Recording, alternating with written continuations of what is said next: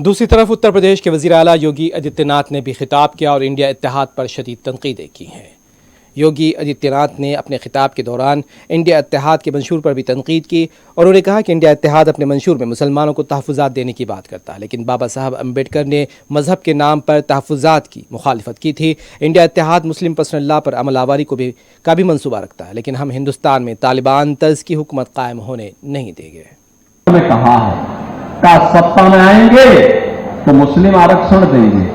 अरे बाबा साहब भीमराव अंबेडकर कई बार कह चुके थे, उन्होंने कहा धर्म के आधार पर आरक्षण नहीं हो सकता, आरक्षण का आधार अनुसूचित जाति, जनजाति और पिछड़ी जाति ही हो सकती है, आरक्षण का आधार धर्म नहीं हो सकता है।